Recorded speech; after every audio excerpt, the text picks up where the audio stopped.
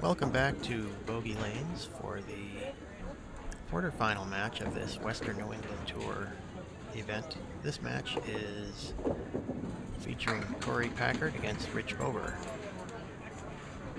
Korey is fresh off a 150 to 126 win over Phil Clough in the first round.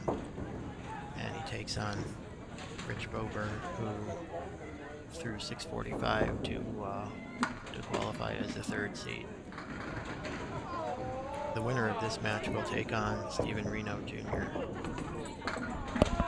who also shot 645. And Korey Packard starts off with a spare, just as he did in the first game. Meanwhile, it's a 9-box for Rich Bober.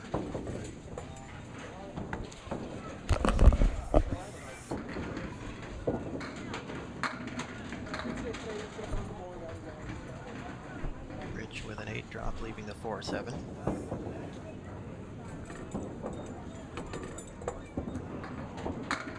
And Korey with a nice smooth ball in the 1-2 pocket. 9 drop, leaving a 9 pin with a plank. Not likely to give him much trouble. And Rich chops the 4 off the 7. That's a tough break. So just as he did in the last string, Korey Packard is starting out fast, 2 spares. Rich Bober picks up the 10. The Western New England Tour is pretty much an ATM for Rich Bober. He seems to cash almost every month. Shows up, takes his check, goes home. Like clockwork. Very dependable bowler. And Rich drops 6, leaving a 1-3-6-7. Tough combination, but makeable.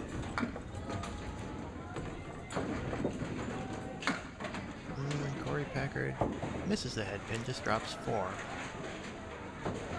But he's got a little bit of help there from, there's a piece of wood behind the head pin. It's actually at an angle in front of the 5, so he might be able to drive this thing back.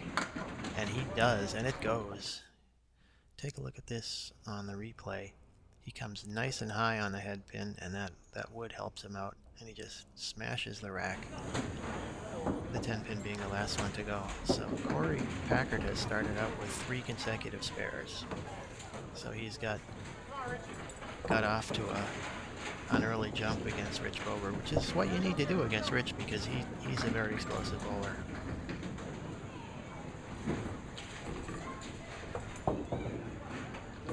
Rich, as you can see, is out of Candlepin in Pittsfield. Korey bowls out of Colonial Lanes in Worcester.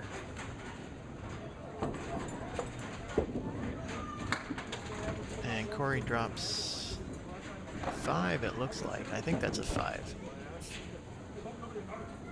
I think the 9 pin is gone. And Rich, nice bid to make that spare, but he doesn't quite kick the 2 pin over into the 9.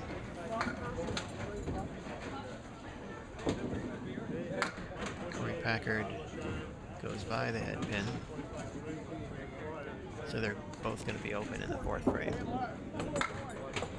Rich Bober picks up a 10-box. And Korey will take 9.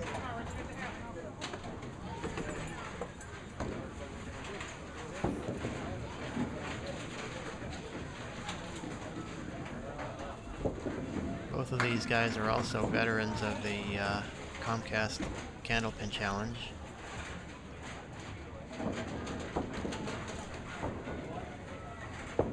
As Rich drops 9 and Korey punches out, misses the head pin and punches out 3, takes out the 2-5-8. So Rich picks up the spare. That's pretty much mandatory at this stage because Korey jumped out to an early lead, so Rich needs to come back. Korey comes a little too full on the head pin and takes 5 more, so he's got a 6 and 7 split. See if he can get a 10. That's going to be a 9. So let's see if we can take a look at the score halfway through. Rich Bober has 46 with a spare up in the 5th, as you can see there, and Korey Packard has 66 through 5 as they switch lanes. Korey comes over to lane 4 and Rich goes over to lane 3. So Rich is down 30 minus whatever he gets on his first ball. And meanwhile, Korey just stuffs one in the pocket for a strike, giving Rich very little room to maneuver. Rich drops 7, cutting the lead to 23. And he's got the 1, 8, 10 with a piece of wood behind the head pin that might help. And it does. He makes a nice shot there. So let's take another look at the strike by Korey Packard. First of all, high flush in the 1-2 pocket. And here is the spare by Rich Bober. Excellent shot here. Perfect. Wood comes off the wall, gets the 10, and just barely takes out the 8. Now that is a badly needed spare to stay in the match against Korey Packard.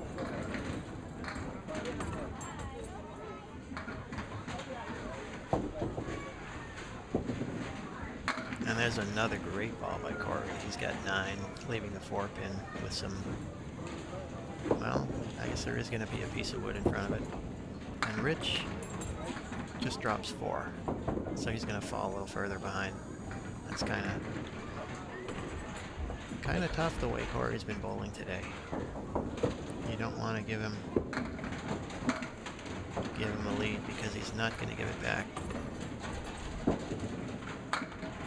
A nice try by Rich. He really came high in the 1-2 pocket and almost converted that tough 6-pin combination. Got everything but the 7, and he makes the 7 for a 10 box. And meanwhile, Korey is waiting for those yellow balls to come back. He seems to like to start off the box with the yellow ball. I have a feeling that might be an ounce heavier than the orange ones, but I'm not sure. In any case, another nice hit in the 1-3 pocket, and he drops 8, leaving the 5-8. And Rich Bober with an excellent ball in the 1-2 pocket, dropping 9. It's just a 6-pin.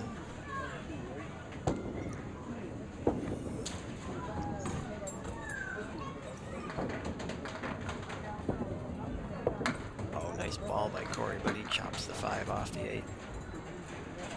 Oh, and Rich needed that spare. He really needed it, but he just wasn't able to get the 6-pin.